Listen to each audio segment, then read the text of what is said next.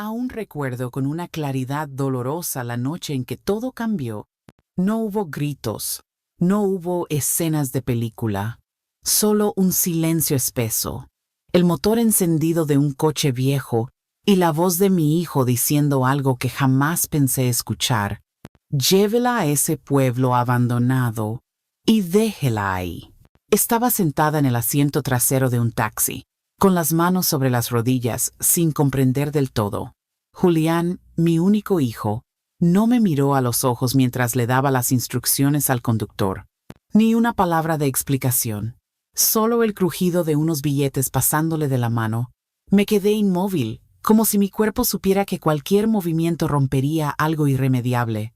Y entonces escuché un clic, seco y definitivo. El seguro centralizado de las puertas bajando. 20 años atrás, en un quirófano frío y lleno de luz blanca, yo había salvado la vida de ese mismo hombre que ahora estaba frente al volante. No lo reconocí en el primer instante. Para mí, él solo era un desconocido con chamarra de cuero gastada y mirada atenta en el retrovisor. Pero él sí me reconoció a mí. Y ese reconocimiento sería la primera grieta en el destino que mi hijo y su esposa habían planeado para mí. Esa mañana, como tantas otras, me había levantado antes del amanecer. El apartamento de 3 recámaras estaba sumido en una quietud tan densa que parecía tener peso. Caminé sin hacer ruido, costumbre adquirida en años de trabajo en cirugía y perfeccionada después, compartiendo techo con mi hijo y su familia. Preparé 3 desayunos diferentes.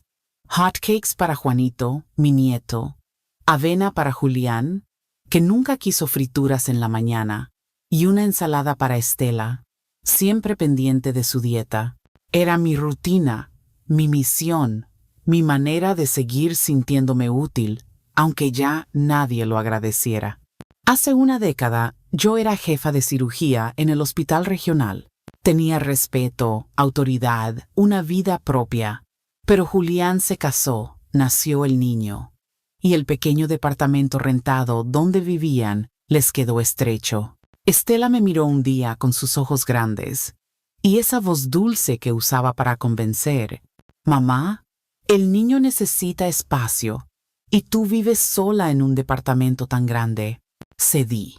Vendí el lugar donde cada grieta del techo tenía la historia de mi esposo difunto. Con el dinero y todos mis ahorros, compré este departamento en las afueras, pensando que sería un nido para todos.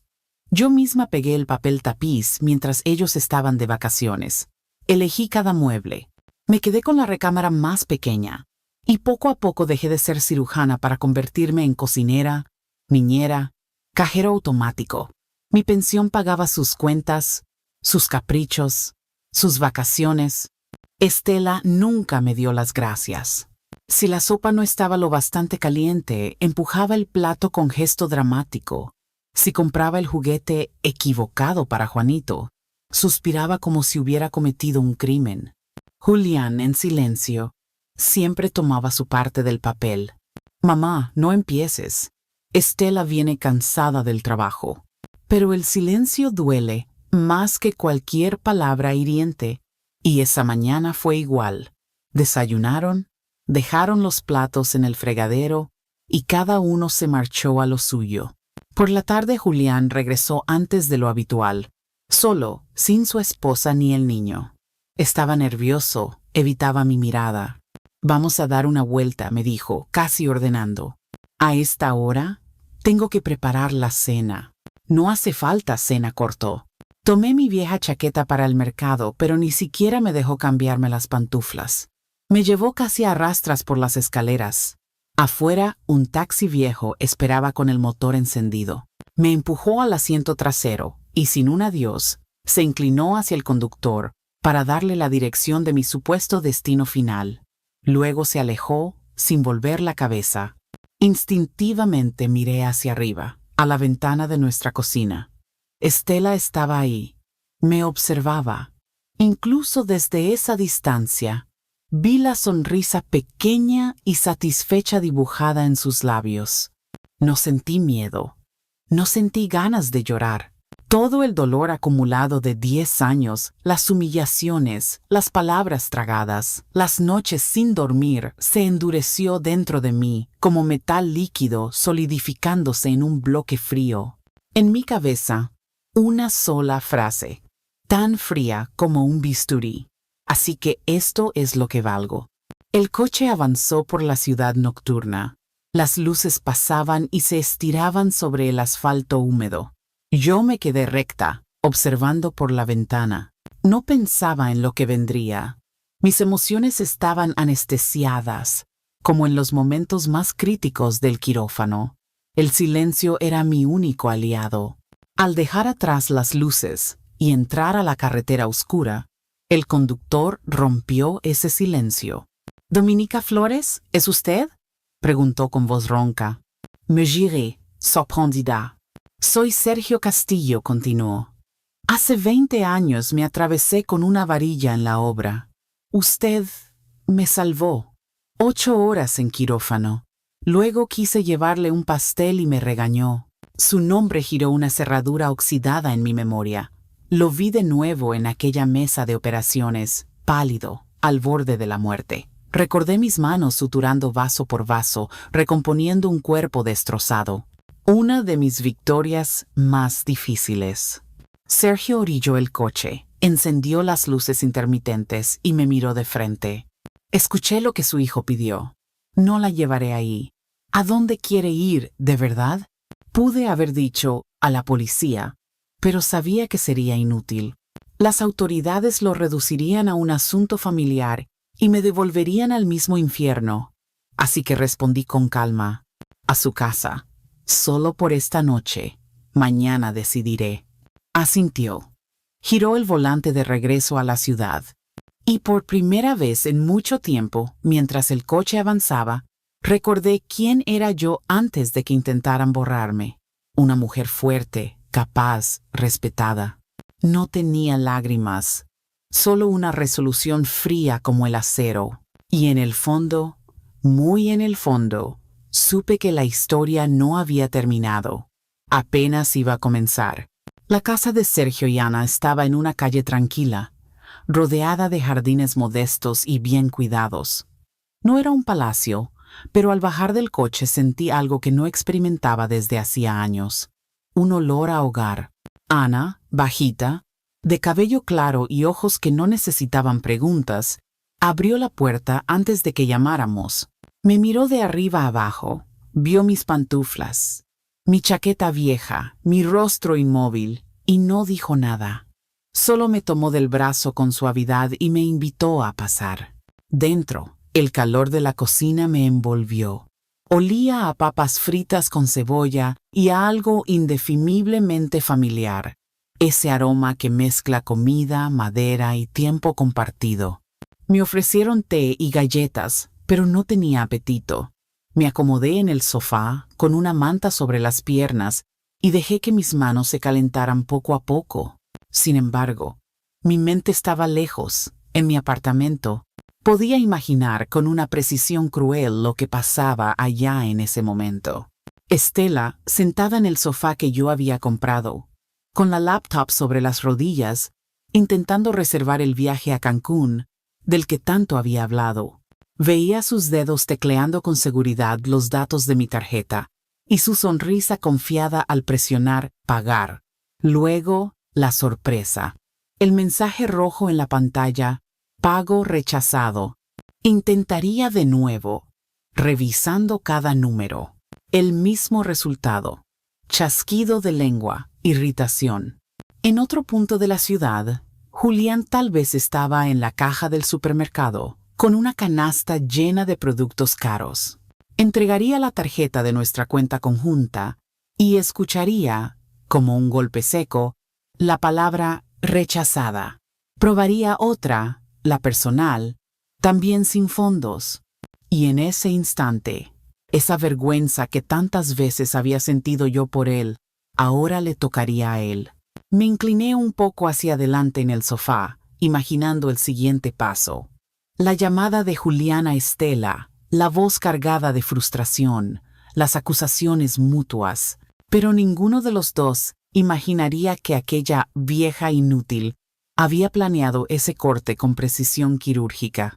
El teléfono de Sergio vibró sobre la mesa. 3 llamadas seguidas de Julián. Él no contestó. Luego, un mensaje de voz. Póngalo, le pedí. La voz de mi hijo salió por el altavoz. Seca, impaciente, casi irritada. Mamá, deja estos juegos infantiles. No sé qué buscas con esta desaparición, pero ya no es gracioso. Tenemos problemas por tu culpa. Enciende las tarjetas inmediatamente y regresa a casa. Basta de circo y de avergonzar a la familia. Te espero en casa. Hablaremos. No hubo «estás bien», ni «dónde estás», ni un asomo de preocupación real. Solo exigencias, como si yo fuera una máquina rota que debía repararse. Y fue ahí, en ese instante, cuando el último hilo que me unía a él se rompió. Julián ya no era mi hijo, era un extraño.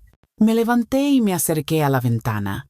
Afuera, la calle dormía bajo la luz tenue de los faroles. Mientras observaba, mi mente, acostumbrada a analizar síntomas y causas, empezó a atar cabos. Algo no encajaba. Si lo que querían era mi dinero, bastaba con manipularme, amenazarme o incluso echarme de casa. Pero llevarme a un pueblo abandonado, dejarme desorientada, eso era excesivo, peligroso, teatral. Entonces, lo entendí. No buscaban solo deshacerse de mí. Necesitaban crear un cuadro clínico, un episodio que confirmara una supuesta demencia. Una mujer de 64 años, hallada sola, en pantuflas, sin saber cómo llegó ahí. Un escenario perfecto para que un médico escribiera en un informe pérdida de memoria, desorientación. Y con eso, un juez podría declararme incapaz, entregando el control de mis bienes y mi vida a mi hijo y su esposa. Necesitaban un síntoma, dije en voz baja. Ana, que escuchaba desde la cocina, se llevó la mano a la boca. Sergio me miró con el ceño fruncido. «No puede ser», murmuró. «El propio hijo». Y entonces el nombre apareció. Sergio recordó que su cuñada trabajaba como enfermera en el dispensario psiquiátrico de la ciudad. Se llamaba Ludmila. Él salió al pasillo para llamarla y yo me quedé con Ana, que me tomó las manos como si pudiera transferirme su calor. Cuando Sergio volvió, su rostro estaba gris. «Es cierto. Julián y Estela han ido 2 veces este mes al consultorio de un tal doctor Méndez. Mañana tienen cita para presentar la declaración oficial. Les faltaba un episodio fuerte, su desaparición». El aire me pareció más frío. No se trataba de robarme, querían borrarme, quitarme no solo mi casa, sino mi nombre, mi razón, mi identidad. Era un ataque quirúrgico a lo más sagrado que tenía. Mi mente. Me sentí erguida. Bien dis, ahora sé qué hacer. No dormí esa noche. En la penumbra, mi mente trabajaba como en la víspera de una operación compleja. Cada instrumento en su sitio, cada paso calculado. Al amanecer, Sergio me dio un nombre y un número de teléfono. Marcos Zacarías Guzmán, abogado especializado en defensa de adultos mayores y casos de fraude con tutelas. Las reseñas lo describían como duro, meticuloso e implacable, justo lo que necesitaba. A las 8 en punto, lo llamé desde el teléfono de Sergio.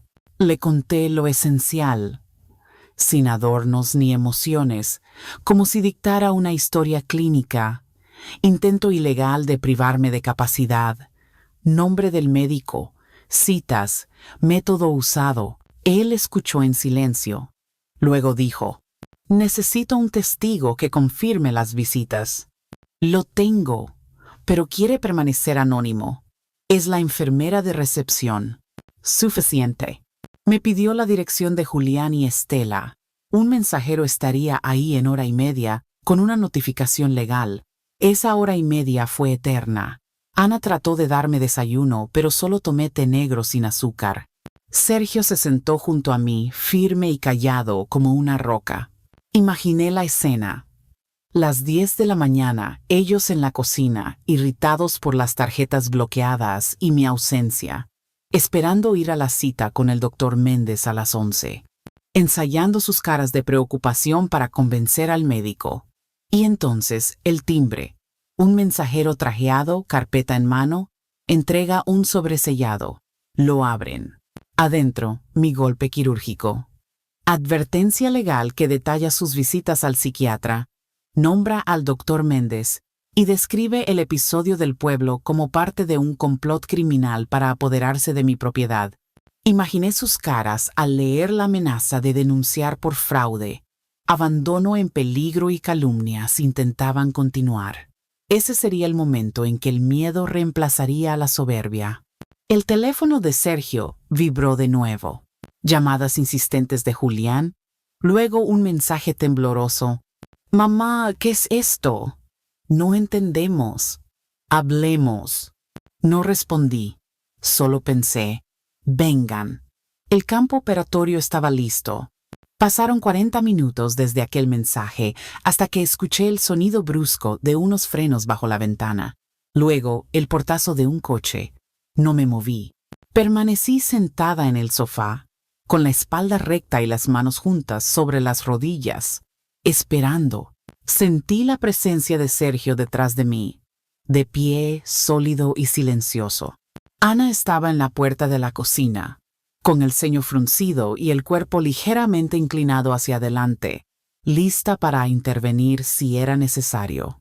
El golpe en la puerta no fue un toque educado, sino un puño insistente, casi violento. «Mamá, abre. Sé que estás aquí. Abre». Sergio caminó despacio. Abrió sin prisa. En el umbral aparecieron Julián, con el rostro retorcido entre miedo y furia, y detrás de él, Estela, pálida, con manchas rojas en las mejillas y los ojos moviéndose como los de un animal acorralado. Me vieron. Yo seguía sentada, entera, sin un rasguño, y eso pareció desconcertarlos un instante. Después, la represa se rompió. «Mamá, ¿cómo pudiste?» Julián irrumpió en la casa sin esperar invitación. «¿Cómo pudiste hacerle esto a tu propio hijo, amenazar con la fiscalía?» «Soy tu único hijo». Estela, apretada a su espalda, alzó la voz con un tono que pretendía ser lastimero, pero sonaba a chillido. «Nos preocupamos por usted, la buscamos por todos lados, y usted se escapó con el primero que encontró. Ese hombre», señaló a Sergio con un dedo acusador, «la va a engañar, la va a dejar en la calle. Está loca». Reconocí al instante el patrón.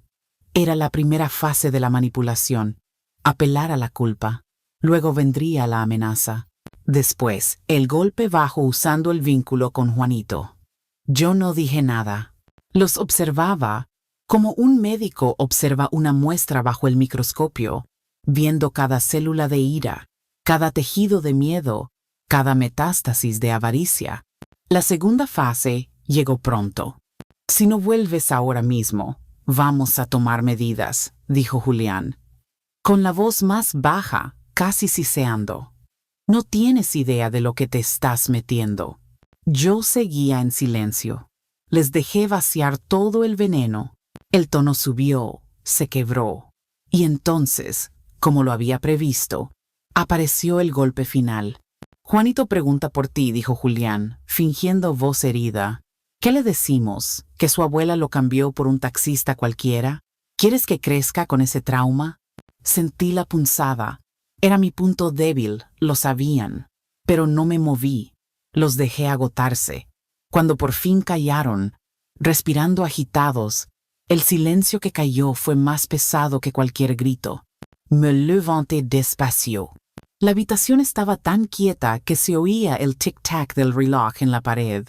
Di un paso hacia ellos y noté cómo, instintivamente, retrocedían. Miré directamente a los ojos de Julián. «¿Declararme incompetente?», pregunté, con voz suave, casi un susurro, pero tan afilado como un bisturí. Vi cómo se tensaban sus hombros. Estela bajó la cabeza detrás de él. No dije ni una palabra más sobre el pueblo, el dinero o la traición. Fui directo al corazón del plan, a lo que ellos creían su secreto más seguro. ¿De verdad pensaste que funcionaría? Di otro paso. ¿Que podrías borrarme? ¿Apropiarte de todo lo que soy? Julián abrió la boca, pero no salió sonido. Estaba acorralado. Su rostro perdía color y un brillo húmedo le cubría la frente. Estela fue la primera en quebrarse. Sollozó, cubrió su cara con las manos y salió corriendo de la casa. Julián quedó solo, apretado contra la pared, con los ojos fijos en los míos.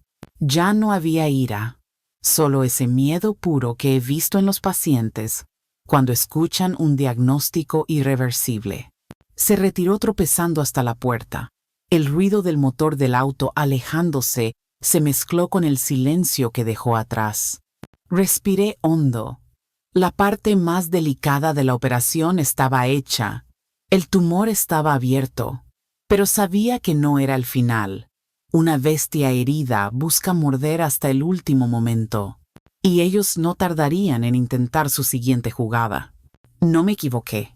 2 días después, me llamó mi hermana Vera, con tono preocupado. Dominica, ¿qué pasa? Julián y Estela me llamaron llorando, diciendo que desapareciste, que te metiste con un estafador que te está llenando la cabeza. Quieren reunir a toda la familia el domingo para hablar y ayudarte. ¿Vas a venir?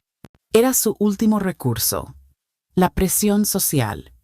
Rodearme de parientes que, creyendo sus lágrimas, me pedirían que recapacitara y volviera a casa.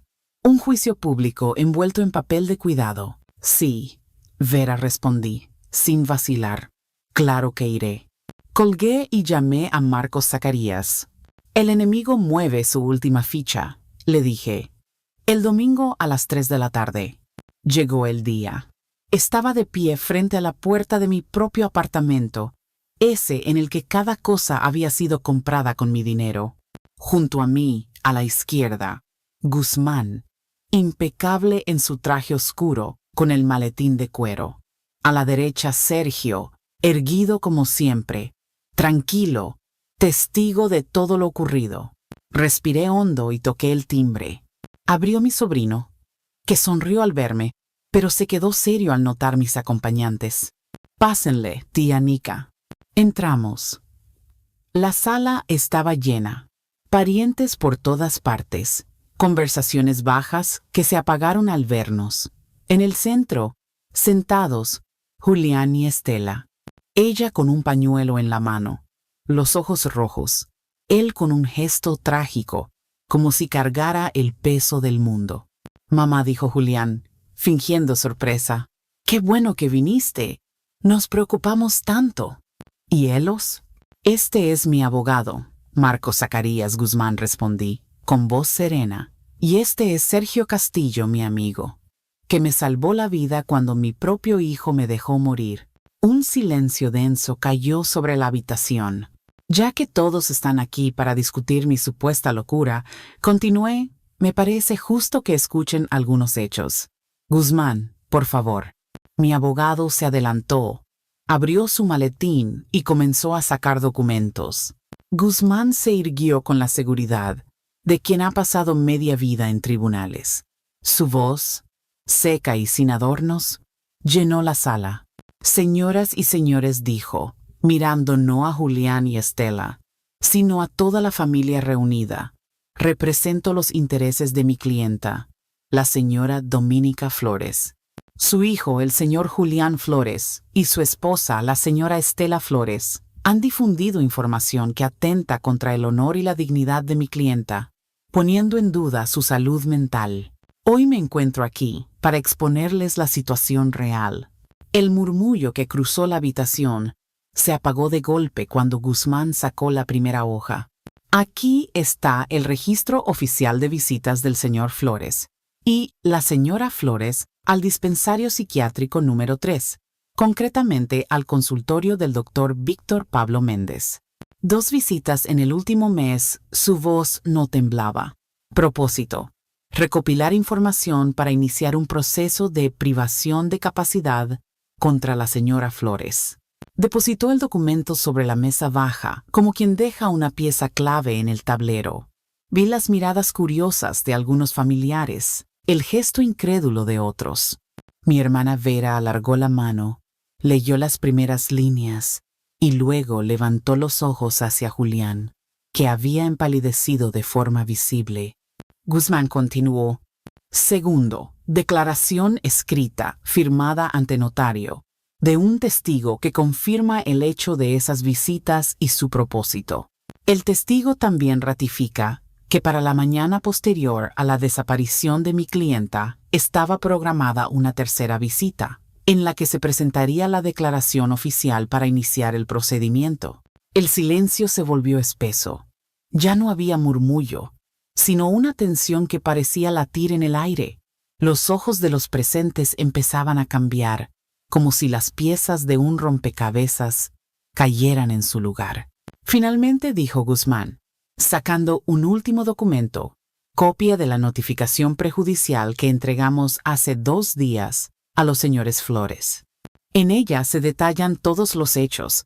Se advierte que el episodio del pueblo abandonado será considerado parte de un complot criminal para apoderarse fraudulentamente de la propiedad de mi clienta, y se les informa que, en caso de persistir, se presentará denuncia por fraude, abandono en peligro y calumnia. Puso la última hoja encima de las otras y se apartó, quedando de nuevo a mi lado. Yo, de pie, observaba las reacciones. Algunos de mis parientes me miraban con incredulidad, otros con un respeto que no había visto en años. Mi primo Álvaro, coronel retirado, se levantó lentamente, caminó hacia Julián, que permanecía hundido en el sofá, con la mirada clavada en sus propias manos. ¿Es verdad, Julián?, preguntó Álvaro, y en su voz había un filo metálico. Julián no levantó la cabeza. El silencio fue respuesta suficiente. Estela, en un último intento desesperado de salvarse, se puso de pie. «Yo no sabía nada», gritó, señalando a Julián. «Fue idea suya».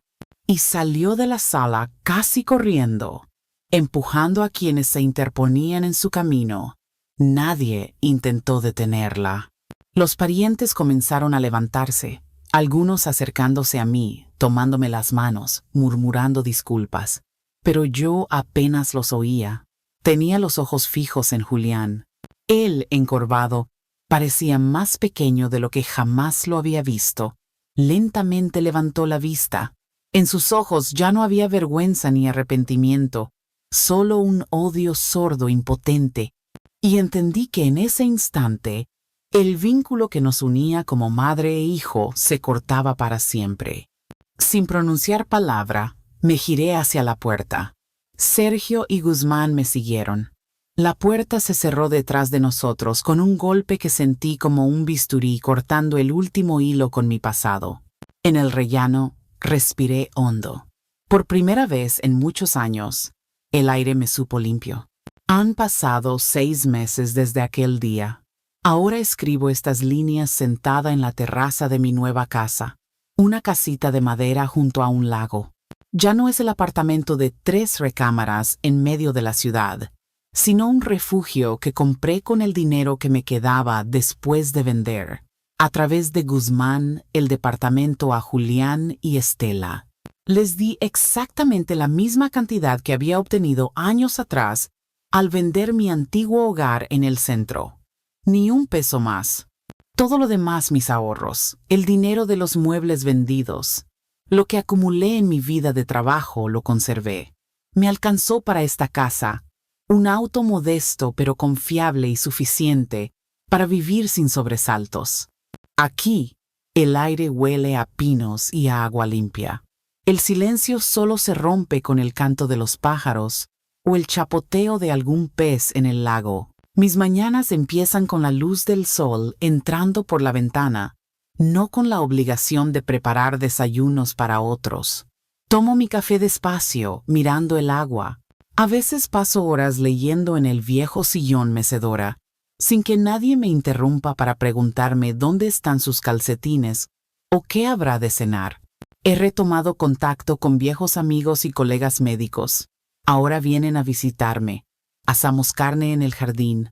Recordamos anécdotas del hospital. Discutimos nuevos tratamientos. Me dicen, Nika, rejuveneciste 10 años. Y es verdad. No solo recuperé una década, recuperé una vida entera que me habían arrebatado. De Julián y Estela hace poco. Después de la reunión familiar, la mayoría de los parientes les dio la espalda. Dicen que se mudaron a otra ciudad. Estela trabaja de vendedora en una tienda. Julián en una fábrica como obrero.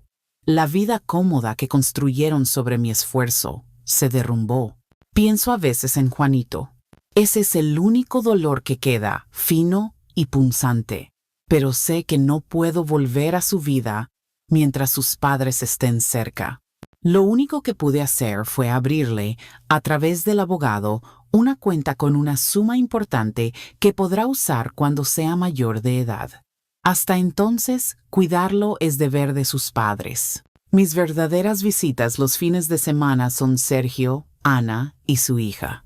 Se han convertido en mi familia. Vamos juntos a buscar hongos en el bosque. Reparamos la cerca. Tomamos té en la terraza. Nunca hablamos de deudas. Nuestra conexión no necesita palabras. Está sellada por 2 actos que nos cambiaron para siempre. Una vida salvada y una libertad recuperada. Por las tardes, cuando el sol empieza a caer detrás de los pinos y el cielo se pinta de tonos cálidos, suelo caminar hasta el pequeño muelle de madera que se adentra unos metros en el lago. El agua, a esa hora, se vuelve oscura, casi negra, y refleja con nitidez las primeras estrellas de la noche. Me quedo ahí, inmóvil, escuchando el silencio, sintiendo cómo la brisa acaricia mi rostro y cómo el pasado, poco a poco, se convierte en un eco lejano. Ese muelle se ha convertido en mi lugar de meditación. Ahí pienso en todo lo que ocurrió, en ese viejo coche en el que Sergio me llevó lejos de lo que pudo ser mi final, en el pueblo abandonado al que nunca llegamos. Recuerdo cada instante con una claridad casi dolorosa, el frío que me helaba por dentro, el sonido seco del seguro de las puertas bajando, la sonrisa de Estela asomada a la ventana, y ese momento exacto en el que supe que todo lo que creía seguro podía romperse en un segundo. Me gusta creer que el universo, en su extraña manera de equilibrar las cosas, decidió enviarme a Sergio como una respuesta. No fue coincidencia. Fue un recordatorio de que todavía quedaban personas capaces de actuar con humanidad, incluso cuando no había nada que ganar a cambio. A veces me sorprendo pensando en cómo mi vida habría terminado si aquel día él hubiera obedecido a Julián. Me habrían encontrado desorientada, en pantuflas, incapaz de explicar cómo había llegado hasta allí. Un informe médico, unas cuantas firmas, y mi historia habría acabado encerrada entre 4 paredes que no elegí. Y lo peor, nadie habría visto la injusticia. Se habría disfrazado de cuidado familiar, de preocupación por mi salud. Ese pensamiento me sigue provocando escalofríos, y sin embargo, es también el que me recuerda que yo elegí luchar. La vida aquí, junto al lago, no es perfecta, pero es mía. He aprendido a disfrutar de cosas sencillas, preparar mi propio pan, cuidar las plantas, dejar que los días fluyan sin la urgencia de servir a otros. Redescubrí mi amor por la lectura y la escritura. Llevo un diario donde anoto pensamientos, recuerdos y también planes para el futuro. No escribo para olvidar, sino para no permitir que la memoria se distorsione. Sé que el olvido puede ser tan peligroso como la mentira. A veces, mientras tomo café en la terraza, me descubro pensando en el quirófano, en las noches largas, en los latidos que se apagan y vuelven con un impulso eléctrico, en el olor a desinfectante y en el sudor frío bajo la bata. Esa versión de mí nunca desapareció. Estuvo dormida, enterrada bajo años de complacencia y silencio, pero sigue aquí. Y cuando pienso en Julián y Estela, no lo hago con rabia, sino con una certeza que me llena de paz. Nunca volverán a verme vulnerable. Sergio suele venir los sábados con Ana y su hija. Ella trae mermeladas y conservas. Yo les preparo té de hierbas y pan recién horneado. Nos sentamos en la terraza, hablamos de todo y de nada. A veces, en medio de la charla, Sergio y yo cruzamos una mirada, y sé que ambos recordamos aquel día sin necesidad de mencionarlo. Está ahí, entre nosotros, como una cicatriz compartida. No todo ha sido calma. Hubo momentos, especialmente al principio, en los que esperaba escuchar el motor de un coche extraño deteniéndose frente a mi casa, o un golpe en la puerta. Pero esa ansiedad fue desapareciendo con el tiempo. Entendí que, más que mi paradero, Julián teme a mi voz. Sabe que no dudaría en usarla, que tengo documentos, testigos y un abogado dispuesto a exponerlo. Eso es lo que realmente lo mantiene lejos.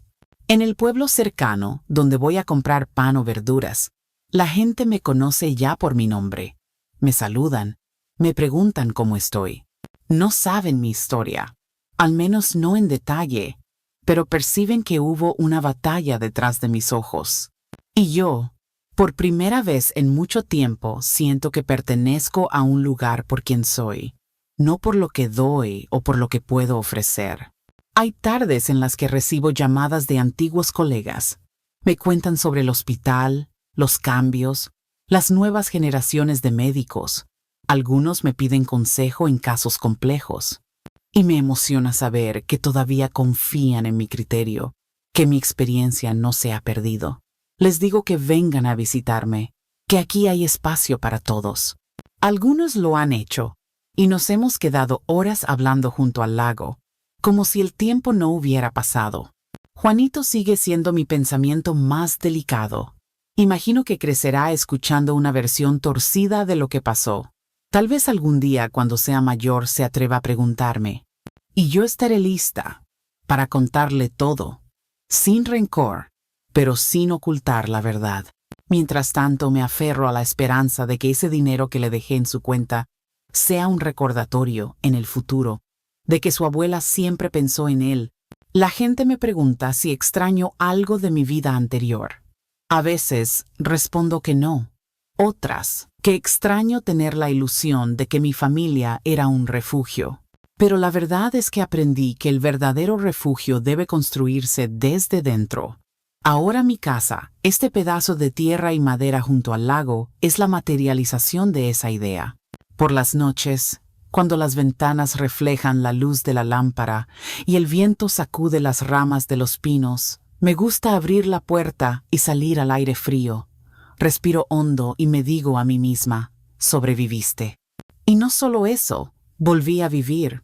Me quitaron una vida que no me pertenecía para devolverme la mía.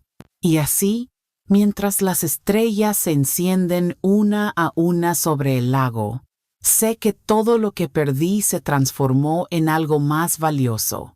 La certeza de que, incluso cuando otros intenten escribir tu final, siempre puedes arrebatarles la pluma. El invierno llegó temprano este año. Las mañanas amanecen cubiertas de una niebla suave que flota sobre el lago, y las montañas, a lo lejos, parecen dibujadas con carboncillo.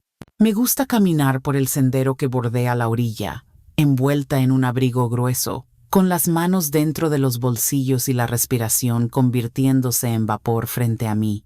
A veces, en esos paseos, me asalta un pensamiento extraño, que quizá todo lo que me pasó no fue solo un castigo disfrazado de traición, sino también una liberación forzada.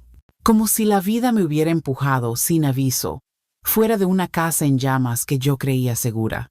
Recuerdo que, en los primeros días después de instalarme aquí, todavía me despertaba esperando escuchar el ruido de puertas golpeadas o el timbre del teléfono sonando con insistencia. Había en mí una alerta constante, un instinto de defensa que no sabía cómo apagar. Pero poco a poco, el silencio de este lugar empezó a curarme. No era el silencio pesado y hostil del apartamento, donde cada palabra podía convertirse en reproche. Este era un silencio amable, lleno de espacio para respirar. Una tarde, mientras organizaba un estante con viejos libros de medicina, encontré un cuaderno que había usado durante mis años de residencia. En la primera página, escrito con mi letra apresurada de entonces, había una frase que me detuvo. Diagnosticar no es adivinar, es escuchar lo que el cuerpo calla. Me quedé mirándola un largo rato. Y entendí que eso mismo había hecho conmigo en estos meses. Diagnosticarme. Escuchar lo que mi vida me estaba diciendo desde hacía años y que yo me negaba a oír. Sergio, como siempre, sigue viniendo los fines de semana. A veces ayuda a cortar leña. Otras, nos sentamos a reparar algo de la casa. No habla mucho del día en que me llevó lejos de Julián, pero sé que él también lo piensa. Está en esos silencios que compartimos, en esa forma en que se asegura de que las ventanas queden bien cerradas antes de irse, como si todavía quisiera protegerme. Ana, por su parte, se ha convertido en una amiga de verdad. Tiene un sentido práctico que admiro. Cuando ve que me sumerjo demasiado en mis pensamientos, me pone una taza de té en las manos y cambia de tema a propósito. No dejes que te sigan robando tiempo, me dijo una vez. Y esas palabras se me quedaron grabadas. No he vuelto a ver a Julián ni a Estela. Su ausencia es, en sí misma, una confirmación de que temen el enfrentamiento. Sin embargo, algunas noticias me han llegado por terceros. Sé que tuvieron que vender muchas de las cosas que compraron con mi dinero, que las deudas los persiguen y que la vida que creían garantizada se les escapó como agua entre las manos. No me alegra, pero tampoco me apena. Es la consecuencia natural de haber vivido a expensas de otro. Lo único que todavía me provoca un nudo en la garganta es pensar en Juanito. Sé que para él la historia que escucha es distinta, que su abuela se alejó, que dejó de visitarlo, que se olvidó de él. No puedo hacer nada para cambiar esa percepción por ahora, pero confío en que el tiempo y tal vez la curiosidad lo acerquen a la verdad. En mis días aquí he aprendido algo que nunca pensé que necesitaría aprender: a vivir sola sin sentir soledad. Me ocupo del jardín. Planto hierbas medicinales que me recuerdan mis tiempos en el hospital. Preparo infusiones para los vecinos cuando vienen a pedírmelas. La comunidad me ha aceptado sin preguntas incómodas. Les basta con saber que soy la doctora que vive junto al lago y que siempre tiene una sonrisa para quien llama a su puerta. Hay noches en que escribo largas cartas que nunca envío. En ellas, hablo conmigo misma del pasado, del amor que alguna vez sentí por mi hijo, de las pequeñas señales que ignoré y que ahora veo con claridad. Es una manera de vaciar la mente, de no dejar que nada se pudra dentro. Hace unas semanas, mientras revisaba mis cuentas, noté que aún me queda más dinero del que imaginaba. Pensé en donarlo a un programa de becas para estudiantes de medicina en áreas rurales. Me pareció justo. Devolver algo al mundo que me dio la oportunidad de ser quien fui y que de alguna manera también me salvó cuando todo se vino abajo. A veces me pregunto si Julián llegará a comprender la magnitud de lo que intentó hacerme, no por mí, sino por él mismo. Porque vivir con la conciencia de haber traicionado a tu madre, de haber intentado arrebatarle su identidad, debe dejar un hueco que nada llena. Y aunque no deseo su dolor, sé que ese hueco es parte de su aprendizaje, si es que alguna vez decide mirarlo de frente. Hoy, mientras el viento sacudía los árboles y el lago tenía ese color gris de los días fríos, me senté en el muelle con una manta sobre los hombros y pensé, no hay vuelta atrás. Y no lo digo con tristeza, sino con la serenidad de quien sabe que ha elegido su camino. He perdido cosas, sí, pero he recuperado algo que no tiene precio. Mi voz, mi autonomía, mi derecho a existir sin pedir permiso. Cuando me levanto del muelle y regreso a casa, la luz cálida de la lámpara en la ventana me recuerda que, Aunque la vida me llevó a lugares oscuros, también me trajo hasta aquí. Y aquí, por fin me pertenezco. La primavera llegó sin hacer mucho ruido. Una mañana, al abrir la ventana, me di cuenta de que los pinos ya no se mecían con el viento helado, sino con una brisa suave que traía olor a tierra húmeda y flores nuevas. El lago reflejaba un cielo tan azul que dolía mirarlo. Fue en uno de esos días cuando recibí una carta inesperada. No tenía remitente, pero reconocí la letra de inmediato, la de Julián. Dudé antes de abrirla. Por un momento pensé en arrojarla al fuego de la chimenea, pero algo en mí quiso leerla. La carta era breve. No había disculpas ni explicaciones profundas. Decía que Juanito estaba bien, que iba bien en la escuela, que había preguntado por mí, que él entendía si yo no quería volver a verlo, pero que tal vez, algún día, podríamos hablar. No había una sola mención a lo que había hecho, ni una palabra sobre el complot, las visitas al psiquiatra o aquella noche. La doblé con calma y la guardé en un cajón. No sentí rabia, tampoco esperanza, solo una certeza. Si algún día Juanito quiere escuchar la verdad, se la diré yo, no a través de versiones filtradas por el miedo o la conveniencia. En estos meses, he aprendido que la justicia no siempre es un tribunal o una sentencia. A veces es simplemente vivir bien, sin que quienes quisieron destruirte logren su objetivo. Esa es mi victoria diaria. Despertar y saber que mi vida ya no está en manos de nadie más. Con la llegada del buen tiempo, he empezado a trabajar más en el jardín. Sergio y Ana me ayudaron a construir un pequeño invernadero. Plantamos tomates, pimientos, albahaca y menta. Ana dice que es terapéutico, y tiene razón.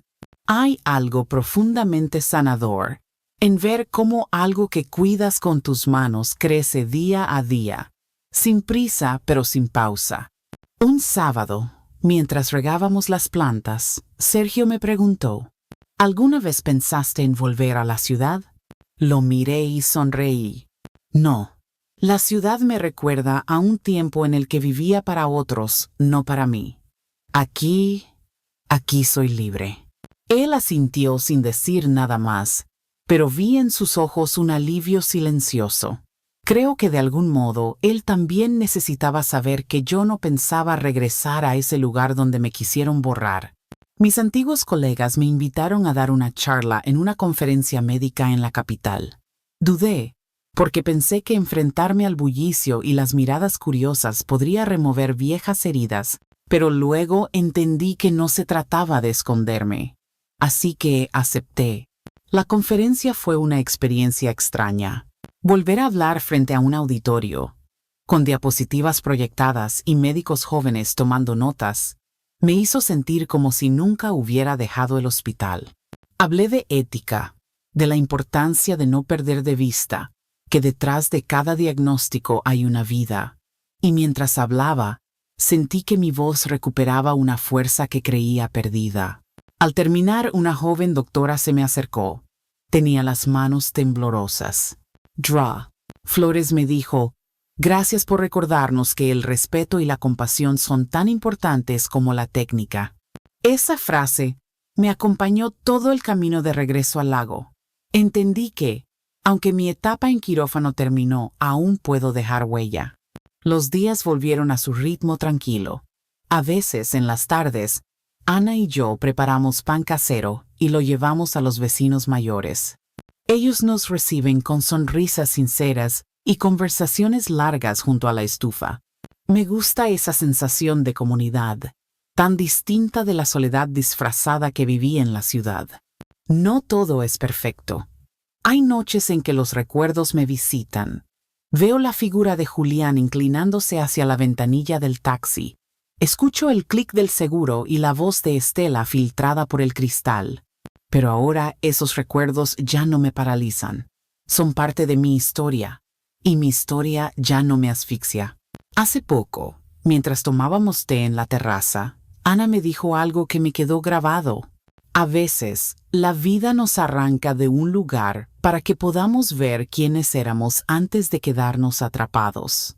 Creo que eso fue lo que me pasó. Me arrancaron de un lugar donde me estaban marchitando. Y aunque el dolor fue insoportable al principio, ahora puedo ver que ese fue el comienzo de mi libertad. He empezado a escribir un libro. No es exactamente mi historia, aunque está inspirada en ella. Habla de una mujer que, después de una traición familiar, reconstruye su vida desde cero. Escribirlo ha sido como ir sacando piedras de una mochila que llevaba demasiado tiempo cargando. Cada capítulo que termino me deja más ligera. A veces me pregunto si Julián o Estela han cambiado, si han aprendido algo de todo lo que pasó. Pero luego recuerdo que esa respuesta ya no me importa. No vivo para esperar su transformación. Vivo para mí. Una tarde, mientras el sol se escondía detrás de los árboles y el cielo se encendía de naranjas y rosas, pensé en la palabra hogar. Durante años creí que era un lugar donde estaban los tuyos, sin importar lo que hicieran o dijeran.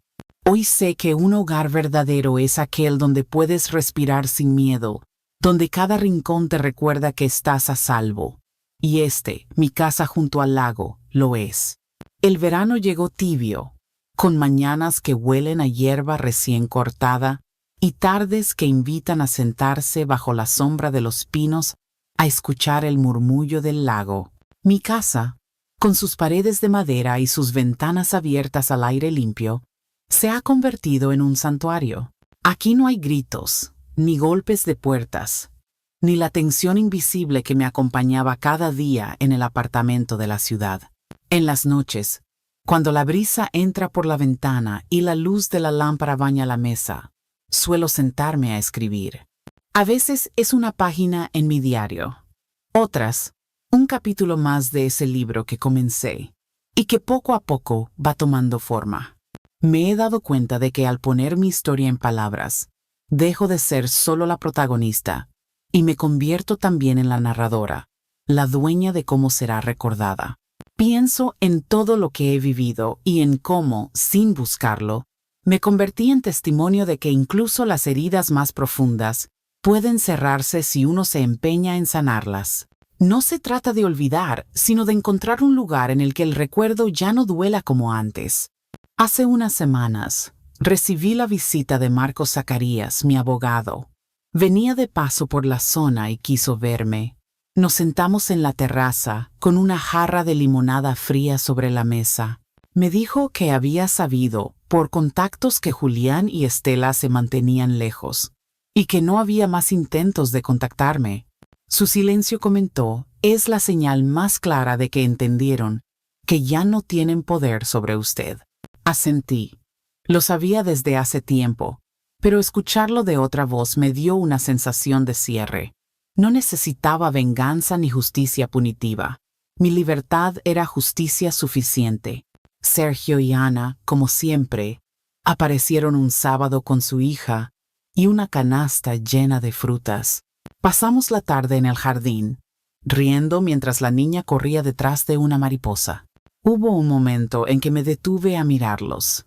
La calidez de su compañía, la sencillez de ese instante, y pensé que así es como debería sentirse la familia.